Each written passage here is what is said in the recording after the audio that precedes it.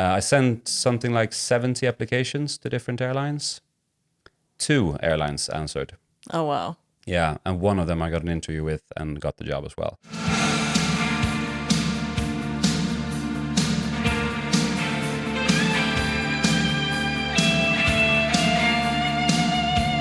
Welcome to the Flying High Podcast, with inspiring meetings with people that got love for the aviation industry and passion for adventure. This is Sky Talk.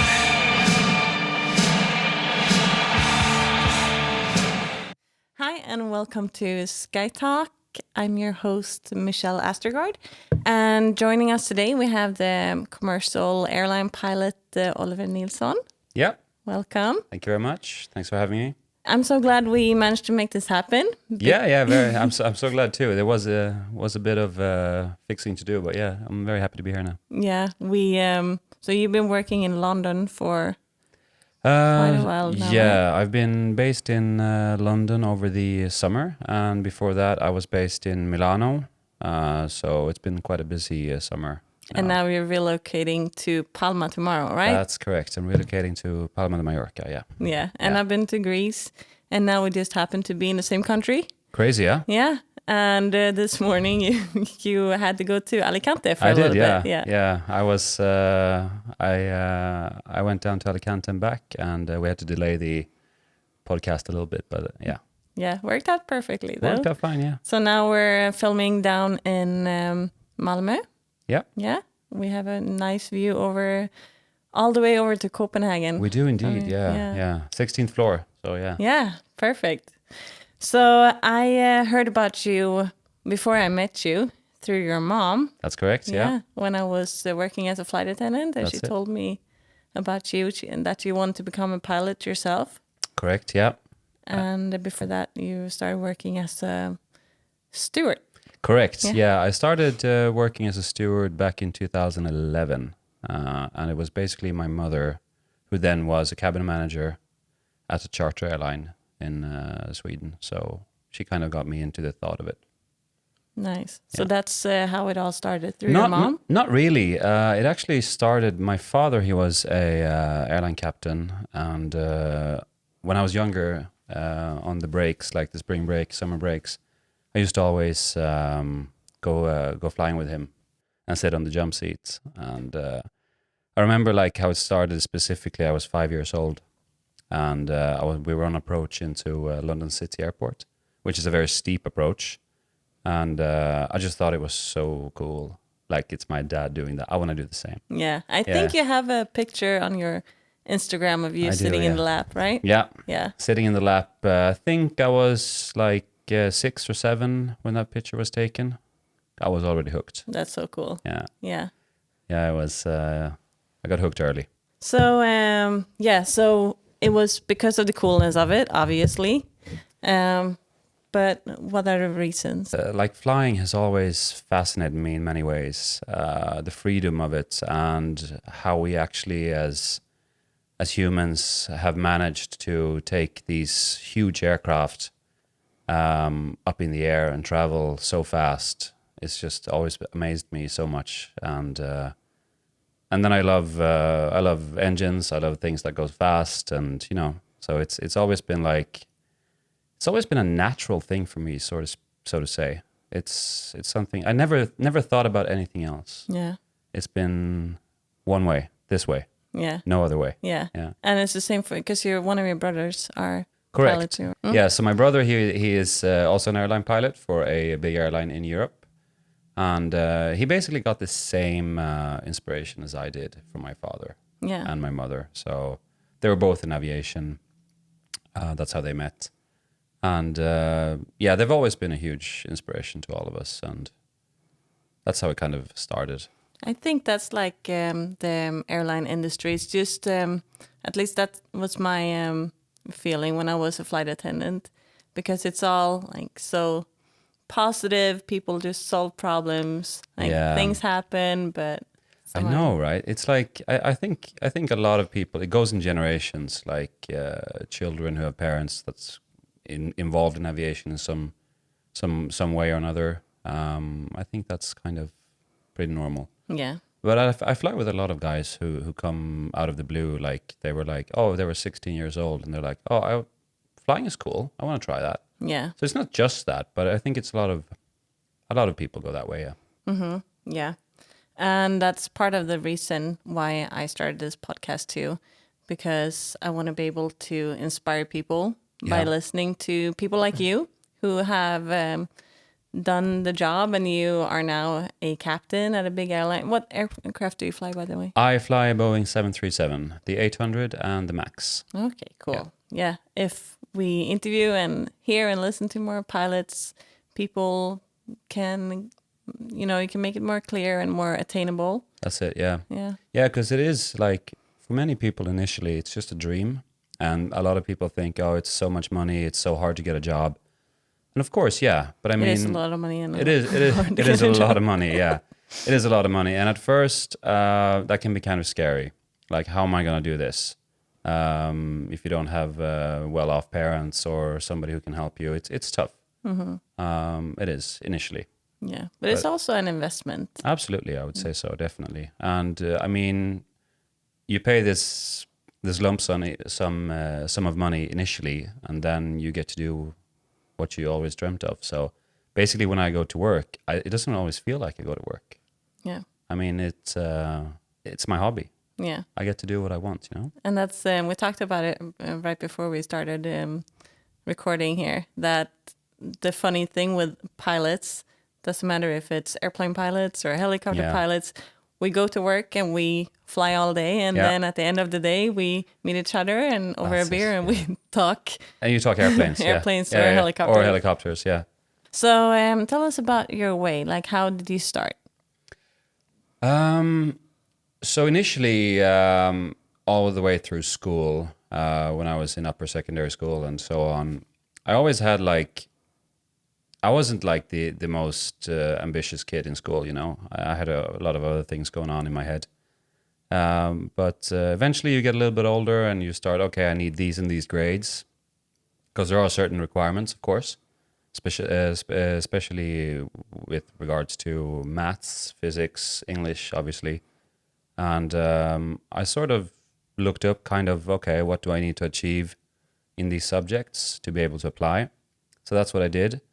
And after school, I was just so tired of being in school, So, and I was 19 when I finished school. So I applied for a job abroad in Greece and went off, worked abroad for two years as a bartender and stuff. And then when I came back to Sweden after 2 years, when I was 21, there was an opening in a charter airline as a steward, cabin crew.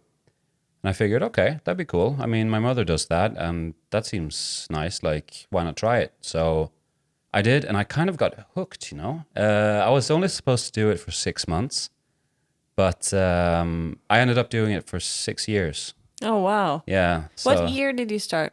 2011. I was 21. But you didn't start with the same airline as your mom No. from the beginning, right? No, I was on their biggest competitor, basically. Okay. Yeah. And so I did that, and then I eventually got a job with the same airline as my mother.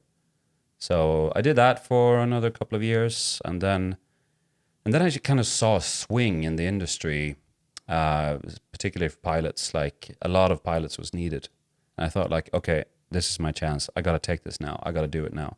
So I started getting serious with my applications and doing my medical, as you know, the medical class 1, getting that sorted so you know that you actually can do it. Yeah.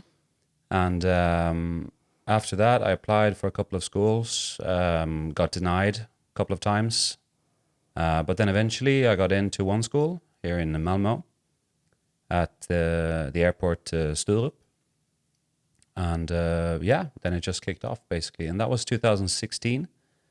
And I did that for just about over 2 years. I think it was something like two and a half, something like that. Was it like an integrated, like you did? No, it was modular. Modular. Okay. Yeah. Thing was, since it's so expensive, like most people who are in the industry know that it's very expensive. And modular is usually a tad bit cheaper. So I decided okay, I'm going to do that because I need to work on the side as well. To get. Did you stay working as a steward? I did, yeah. I kept on doing that, not full time, but then I had to go up full time to be able to afford the flight school, and so I did that, and then I finished in 2018. When I did my ATPLs, the big theoretical part of the education, I had to work 2 jobs at the same time to just be able to afford the tuition, basically.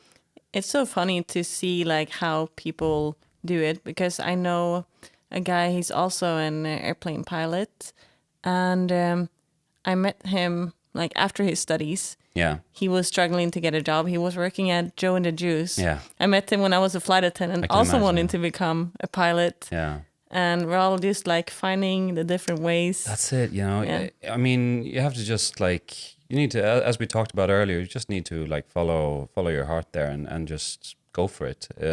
I was kind of lucky and not so lucky in the same time. I had to do a couple of jobs at the same time, study in the nights, study early mornings, whenever I was getting the chance. And then when you moved up to the multi-engine part, that's when it got really expensive, you know. Well, not compared to helicopters maybe, but for airplanes it was very Yeah. expensive. And so I did that, and then eventually I got through it, and I did my check ride in August 2018, and I got an airline job in September. 1 month later. Oh, wow. Yeah, that was crazy. It was absolutely crazy. I sent something like 70 applications to different airlines. 2 airlines answered. Oh, wow. Yeah, and one of them I got an interview with and got the job as well. Did you have to pay for your own type rating? I was very lucky at the time because I was on something called a bond. Okay. So basically, I had to pay 5,000 euros upfront for my rating, and then the airline paid 25,000 Okay. in exchange that I stay for minimum of 5 years. Okay. So if I don't stay for 5 years, let's say I stay for 3, then the bond has reduced, but I have to pay what's left yeah, of the bond. they deduct Yeah, whatever. yeah, they deduct it. So for me at the time, not having any extra money, I was struggling with those 5,000 euros. You know, like when you finish flight school and you're already up in debt, and so that was a perfect deal for me, and I'm so grateful for that, to be honest, because a lot of people, they pay for their type rating, but yeah. I did pay for my type rating, just slightly different. Yeah. Yeah. Yeah, because 5,000 euros is not too bad. No, it's not too bad in you this hear business. Yeah, People who has to pay way more. yeah, it's anything up to 40,000 for a type rating, depending on what kind of aircraft you're gonna fly. So yeah, I think 5,000 was a good deal. Yeah. I was very, very thankful for that, I must say. Yeah, Yeah. And how long have you worked for that company now?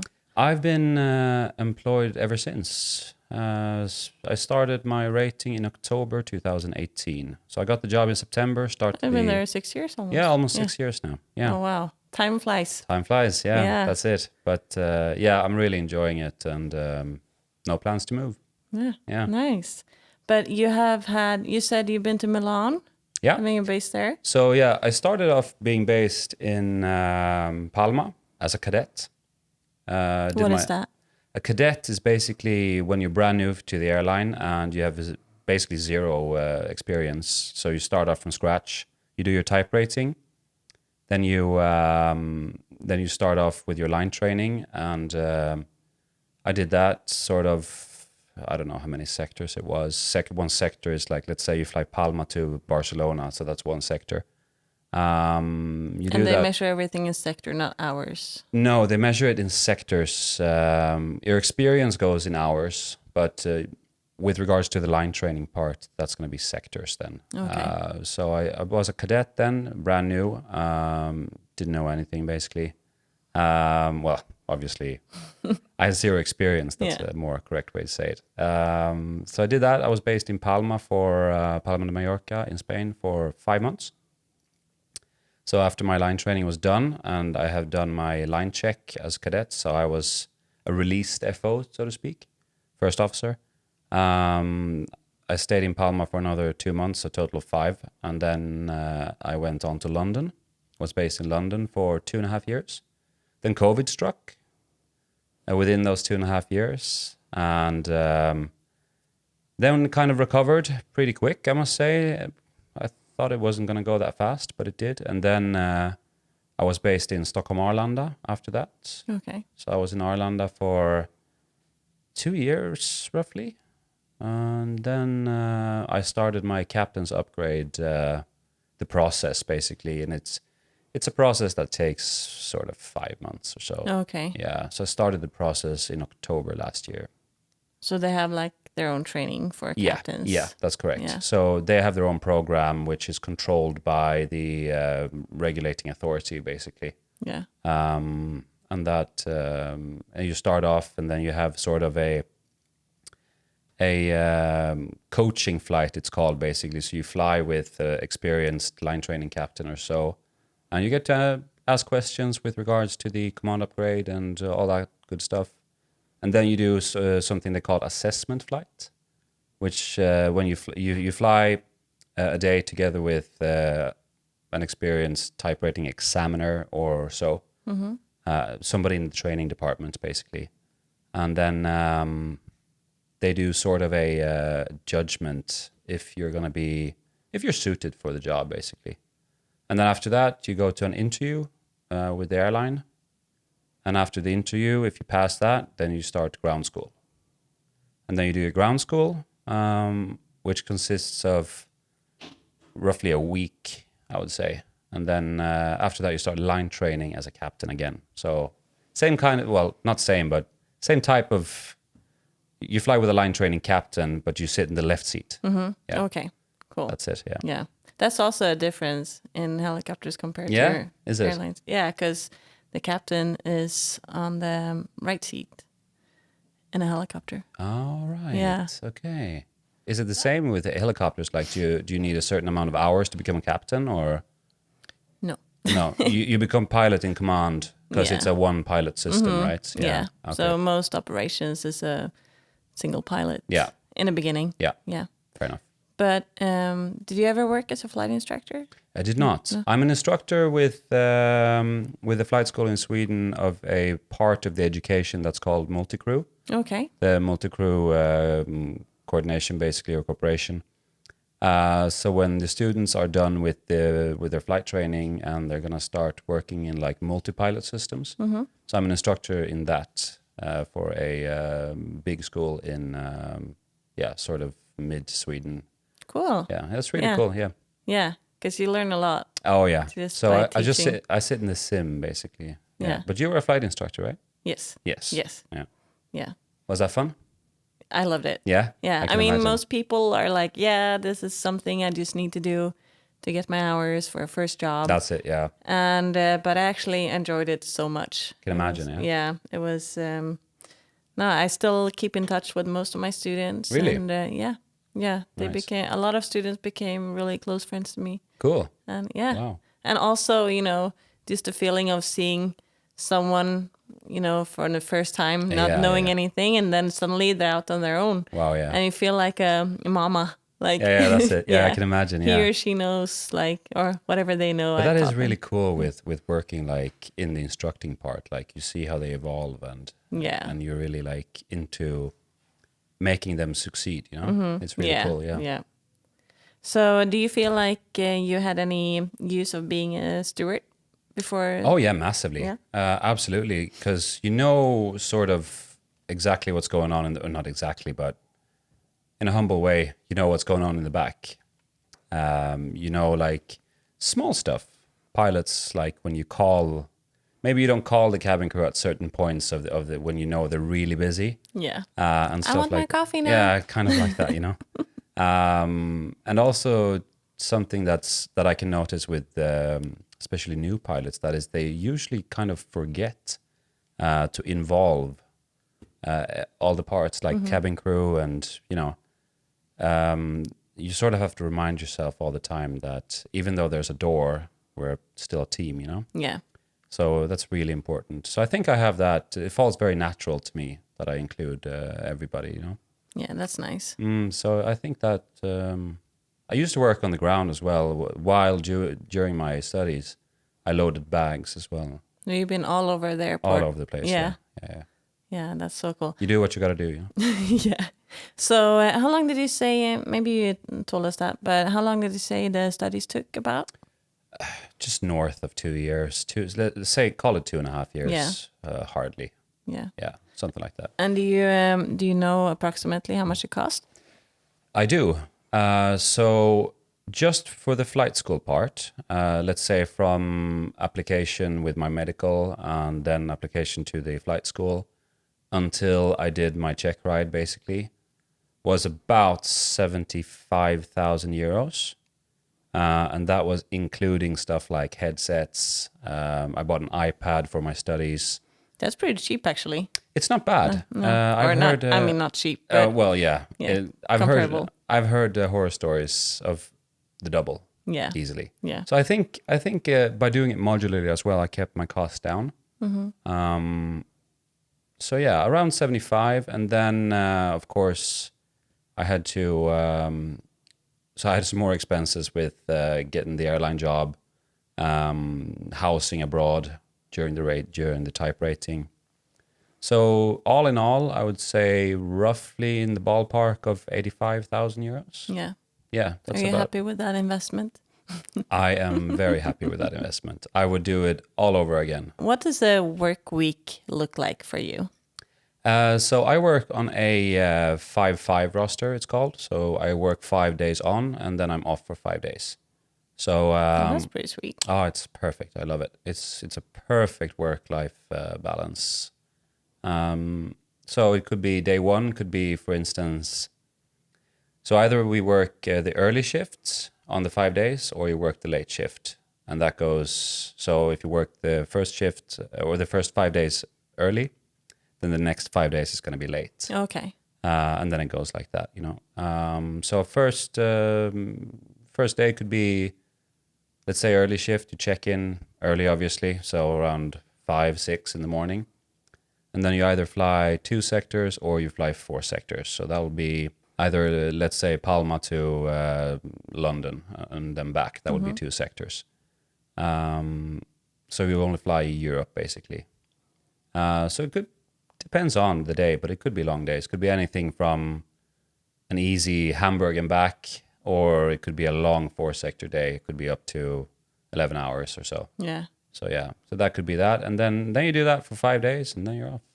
So that could be destinations you fly. They're all over the place in Europe, UK, Czech Republic a lot. We fly a lot to Germany, Denmark, Sweden, Norway, Spain, Italy. I mean, all over the place, basically here. Do you have any favorite places? I love flying in Eastern Europe. Okay. How come? Because it's so easy. Yeah. It's just straightforward. They are ATC, air traffic control. They're very good. You get a lot of directs, what we call it. So they keep it very simple, and it's just a smooth operation. And I really enjoy it. And they're all also kind as well when you land. They're very nice. Yeah, I like flying in I heard the horror stories about all the holds in London.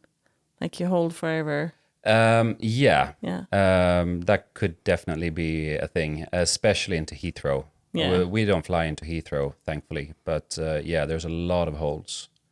London ATC is fantastic. London Air Traffic Control.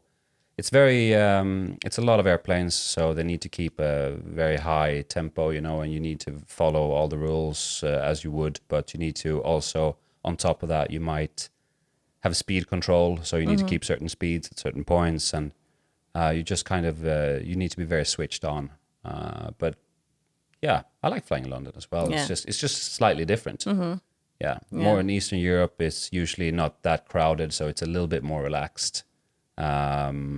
Not so many holds, depending on weather, of course. But Yeah. I would say a good mix. I enjoy the mix, Yeah. definitely. Yeah. So we were talking about the cost of your training. Yeah. Did you have any help, like financing? I did. I had help. I took 2 bank loans. I had help from from the Swedish government. You get a little bit. It's called CSN. Okay. Basically, you can get a loan from the government at a very low interest rate. Then I had help from my family as well, and brothers, mother. Yeah. Yeah.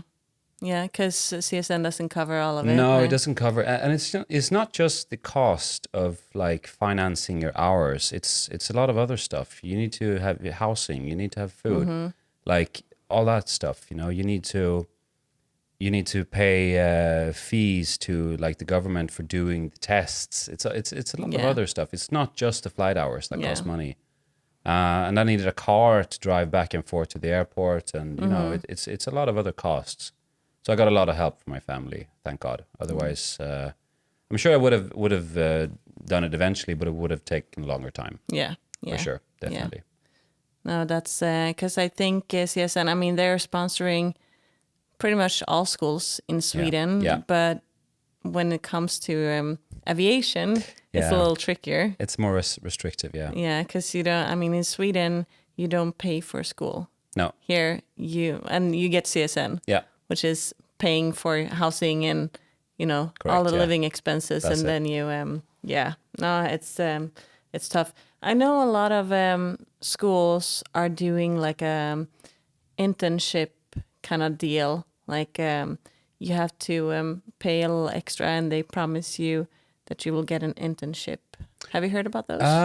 I have. I haven't heard anything that I would say in practical that I would know have worked. Yeah. But that was never the case in my case, because you were never promised a job. You were never promised an internship in an airline. But there are some schools that have like a cooperation with airlines, and they sometimes, depending on the industry, of course, and the timing, you could like get a job at operations center or something like that. It was never something that I did though. Yeah. But I've heard that it exists, and if there is a chance, then absolutely that would be great. Of Yeah. course, to get like a foothold. What do you say in English? Like get a foot in, Yeah. so to speak, Yep. into the airline, especially if you're not like used to how the airlines work. And Yeah. yeah, Yeah. I know you have a lot of followers on Instagram. not that many. Well, a lot. I would say a lot. Okay, fair enough. A few thousand. Yeah. And do people often reach out to you with questions? Yeah, they do actually. I get a lot of questions, primarily on financing. How? Because a lot of people like, I don't have rich parents. I don't have this. I don't have that. How did you do it? How did you? And I get a lot like people asking me, is it hard? Like, are you guaranteed a job? Are you guaranteed a base in your home country? And the raw truth is no.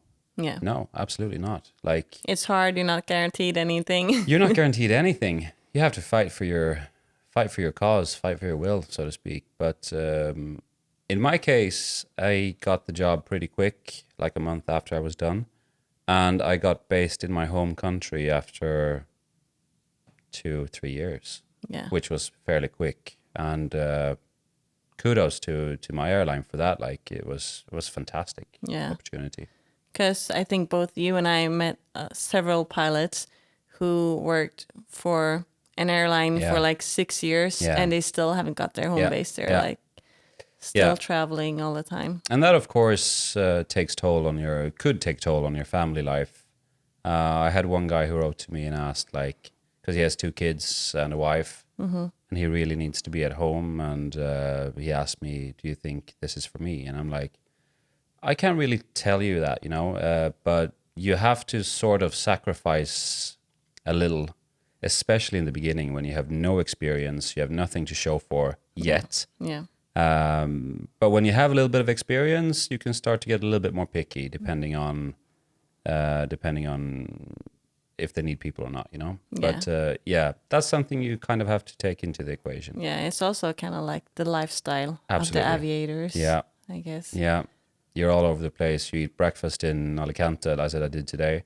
I had lunch over Germany, and now I'm here in Sweden. Yeah. So yeah, Yeah. it's It's exciting, of course, and I think that's what people why they are so drawn to, the That's it, lifestyle yeah. and all that. Definitely, And yeah. but then there's also, the backside of it. Absolutely. There is a backside. Thing is, like, I grew up with two parents flying. My father pilot, my mother cabin crew. So I kind of never knew anything else, Yeah. For instance, every November on the 15th, when the roster was released, we had a family meeting. Okay, all right, boys.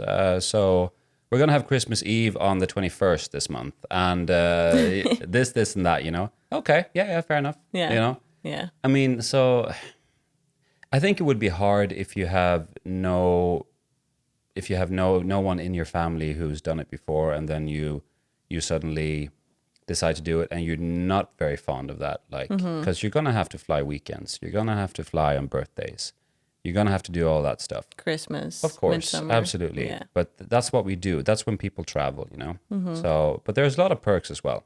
Yeah. So, kind of, you have to take that into consideration Yeah. for sure. What would you say the pros are? Oh, there's a lot of pros. I get to do what I love, for instance. Yeah. I get to fly a fantastic airplane as the 737. I really enjoy flying that aircraft. Sitting at 38,000 feet, having coffee while the sun is rising, it's just absolutely amazing. Often you have good deals on travel, of course, if you're into that, which you obviously are, most likely. It's a good salary. Comes with a lot of benefits, of course. But it's also a tough job. There's a lot of demands. Like a lot is demanded from you. You do medical checks every year, the same as you do, I suppose, and you do line checks. You do simulator checks. You do all that. So it's like, I wouldn't say that's a con though. I mean, I find training very interesting. Yeah. And nowadays I kind of enjoy going to the sim. Yeah. I didn't in the beginning. Oh, you're a sim instructor now too, so Yeah, you know what exactly. you're doing. I think it's very interesting now. I enjoy the training, and the training in our company is very good, very high standard. Yeah. So I enjoy it a lot. But yeah, that would be my absolute biggest perk.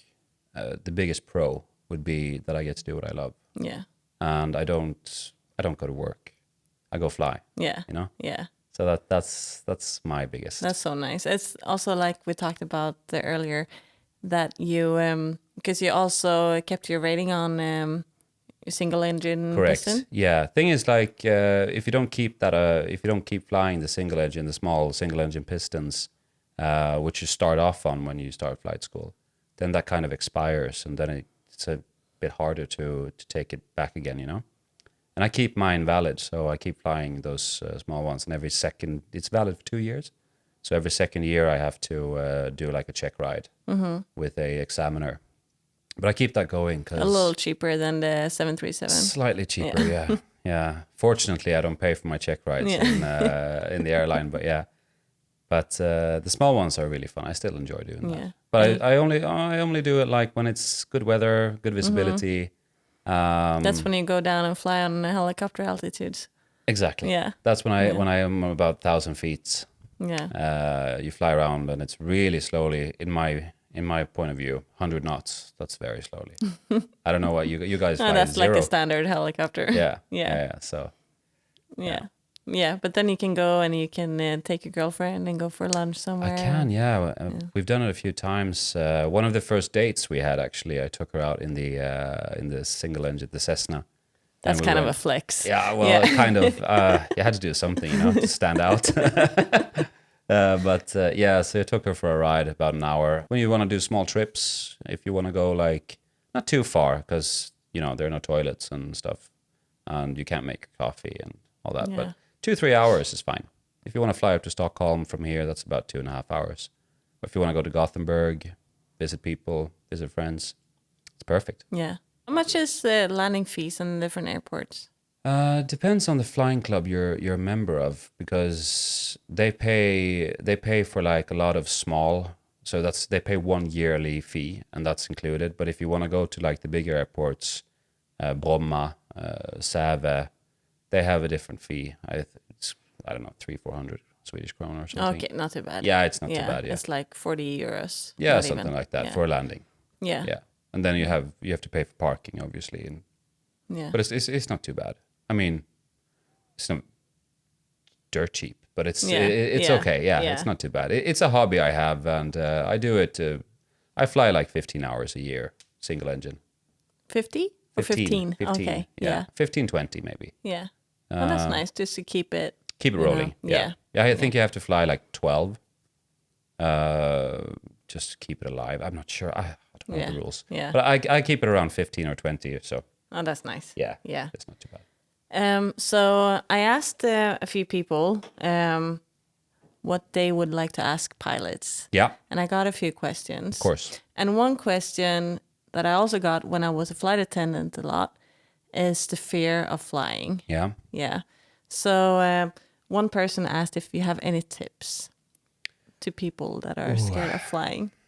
There's a lot of good courses nowadays. I know especially one pilot who worked at a Copenhagen base here, very close. He's gone all into that now, like how to relieve your fear of flying, so to speak. Thing is, I can't really. It sounds weird, but I can't really relate. You know what I mean? Yeah. I can imagine that sitting in the back of an aircraft and the cockpit door is closed. You have no idea who's sitting there. You have no control. The doors are closed. You can't get out. Basically, I can kind of see what they mean, but for me, it's just I have a hard time relating to the fear of flying. You know what I mean? Don't you think also that the more you know, the less scared you get? Definitely, absolutely.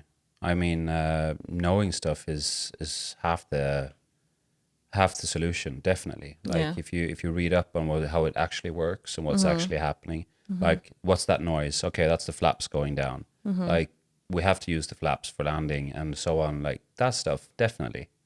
But people that I talk to, sometimes passengers that come on board and they tell the flight attendants that they have a fear of flying. They usually, if we're not super busy and we're not getting too close to departure time, then I usually invite them to say hi in the cockpit while we're on the ground, obviously. But they usually, when you talk to them a little bit and show them a little bit, then they usually calm down. Yeah. They get a face on who's actually sitting there, like who's this guy. So yeah, that is. I would highly advise that. Like, if you're afraid of flying, ask the cabin crew. Yeah. If you Just can, tell them from the beginning. Definitely. Yeah. Let them know that you're afraid of flying, and if there's any possibility, go say hi to the pilots. We'd love to. Most of us like that. Yeah. And also, if you're scared of turbulence, maybe choose the front seats. Yeah, exactly. It's because the further back you sit, the worse it feels. Yeah. Definitely. Yeah. But front seats, definitely. Have you ever had anything, any emergencies or? No, I have Weird not. No. I haven't had any emergencies, so to speak. I haven't had any failures either. Nothing that is affecting the safety of the aircraft, at least. Yeah. I've been. I haven't had anything actually. It's been very smooth. No doors falling off. No, nothing. No, it's been very smooth, I must say. Yeah. I mean, challenging operation, of course. It could be weather, it could be this and that, but nothing, no technical malfunction that would affect the safety of the aircraft. No. Yeah. Talking about malfunctions and weather, what do you do during if there's a lot of lightning? Usually you see them on the weather radar. We have a weather radar that's located in the front of the nose of the aircraft. And on our instruments, we can see how big it is, how wide it is, so to speak, how many nautical miles, and how usually, if we don't see it out the window, you can usually kind of tell with the weather radar, you can tilt the weather radar up and down, and you can sort of see how big is this cloud with the lightning in it, for instance. And then you keep yourself at a very safe distance. So you fly around it, basically. Especially in the summer, like when the clouds get very high up, then you don't even try to overfly them. You fly around it. Yeah. And this is something that you have seen on your flight plan even way long before you even take off. So you've most likely taken extra fuel to circumnavigate the storms. And that's pretty common now in the summer, especially like when you come down south of Europe when it gets a little bit warmer. Yeah. The clouds, they get very high. They're up like 40,000 feet sometimes. But is there instances where you fly over it? Yeah, I could do. Yeah, if they're, I mean, if they're not too high. Generally, if they're not higher than 25,000 feet, so to speak, just below 10,000 meters, then you could fly over them, depending on the severity of them, of course.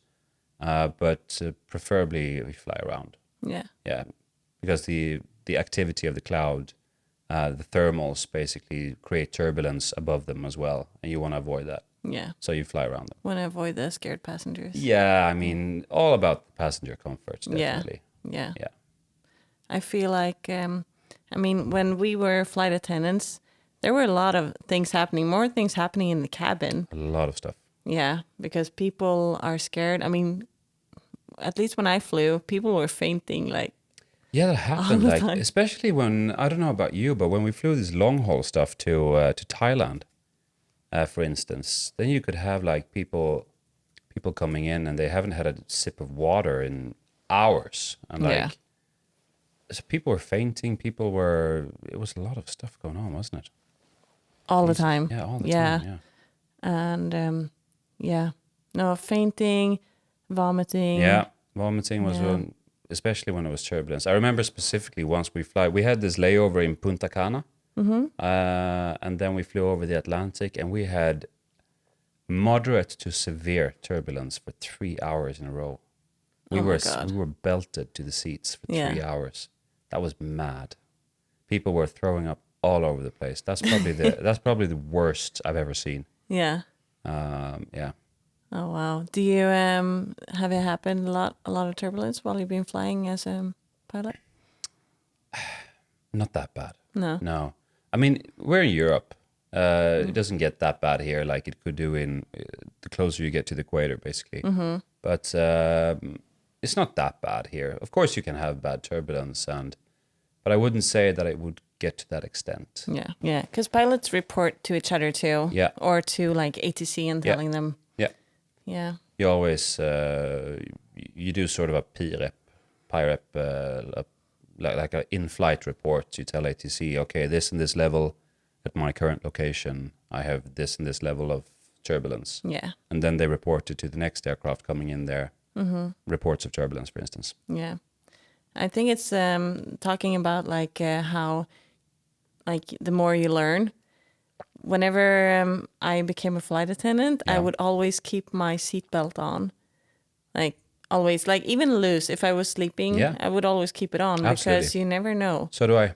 I always keep it on. yeah. When I fly as a passenger, I always have my belt on. Yeah, because it was not long ago, like maybe a year or two in Hawaii, where they had like really bad turbulence and people broke their noses. Jesus, and, like, yeah, I know. Yeah, that's nothing to play with. I mean, turbulence can be really bad. Yeah. I've heard some stories like so. Yeah, I highly advise people to keep your seatbelts when fastened.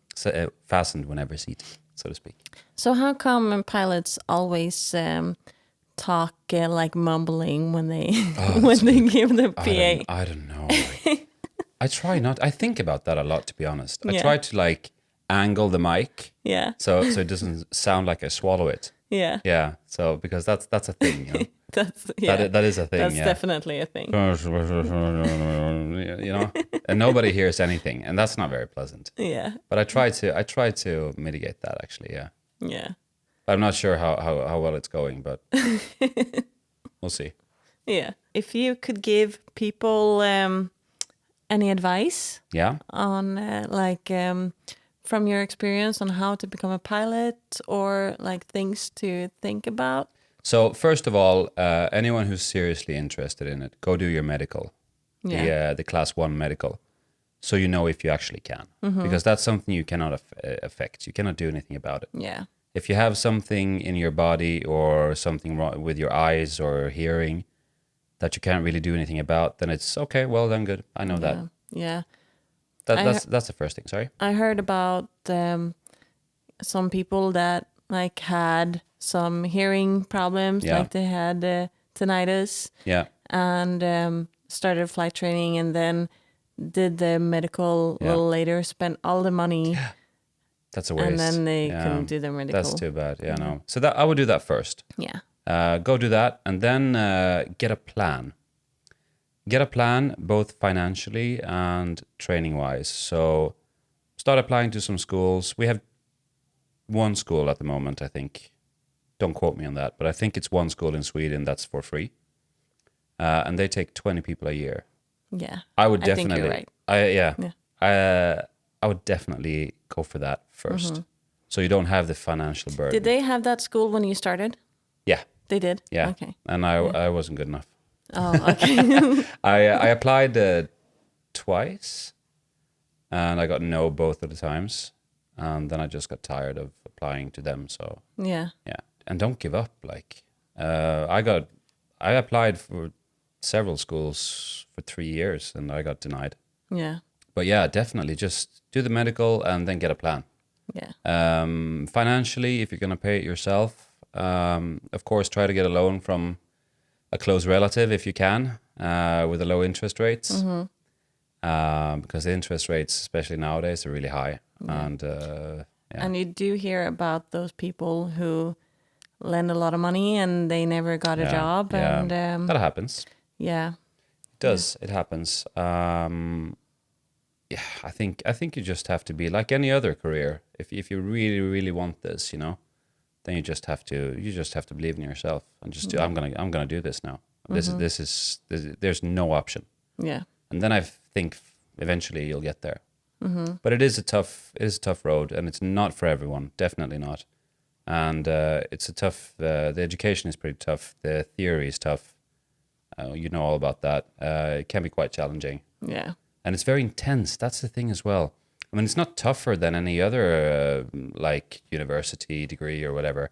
It's just that it's so intense. Yeah. You don't have any like spring break. You don't have anything like that. It's just like 10 months, bam, bam, bam, bam. And 12 it's so hours a day. much in so much. such a short time. So much. I was so cocky when I came in because I've been studying at university like all the time while I was a flight attendant. I studied full time and I was like, yeah, this is easy. Yeah. And then I came to flight school and I was still working as a flight attendant like you were, but I did it. I didn't do it modeler, so it was everything at the same time. Yeah, integrated. Yeah. Yeah, and it was so intense. You have to do all the tests within 18 months from the day you start the first test. So I mean, that's the longest. Yeah. 18 months. Because you started with your private. So first you did like, what is it, 6 tests? I don't remember how many it was. Was it 7 or maybe something like that?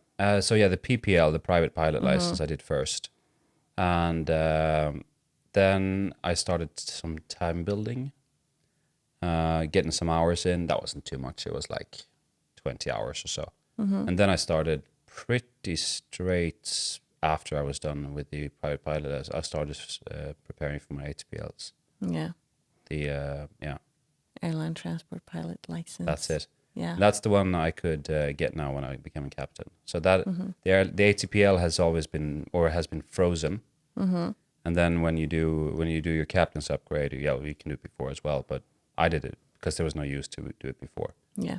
You do a sim session with a type rating examiner who, and then you unfreeze your ATPL, so you get like an ATPL license instead of a CPL. Okay. Yeah. What's the hour requirement to become a captain? 3. Depends on the company. Our company has a minimum of 3,000 hours. Okay. Yeah. Total time, and then you have to have. I think it's 1,500 of them has to be. I think it has to be 1,500 on the 7.3 or something like that. Yeah. I'm not quite sure because all of my hours basically are on a 7.3. Except for 220. So yeah. But yeah, I think it's 3,000. Yeah. Yeah. Because you flew. How many hours did you fly before you got the job? When I applied for my company, I had 220 hours total time. Okay. So 35 hours was multi-engine, and the rest was single engine. Yeah. So I was very fresh. Yeah. Had 0 experience basically. Yeah. It was pretty cool, like going from, like I flew a Beechcraft Duchess. Okay. Very nice aircraft. It's like 1.5 ton. So you go straight from that thing to a 7.3. Yeah. That's kind of a big step. That was a big step. Yeah. Yeah. Yeah. I'll always remember the first. Must have been so weird. That was incredible. It was Yeah. just the endorphins were. It was just incredible. Yeah. Yeah, I'll never forget that. That was fantastic. Yeah. Yeah. You don't tell the passengers that when you. No, not really. You just try to sound like a confident captain. Yeah. You know. Yeah. That's like, yeah, I do this every day. Yeah. Well, thank you, Oliver, for joining the podcast. Thank you so much for having me. It's been a pleasure. Yeah, it's been a pleasure having you. And good luck on your moving to Palma. Well, thank you tomorrow. very much. I really can't complain. I'm looking forward. Yeah. Yeah, I'm really excited. So, yeah. And hopefully I meet you somewhere out there. I'm pretty sure we will. Yeah. At some point. Yeah. For sure, yeah. Thanks a million. Thank you. Thank you very much.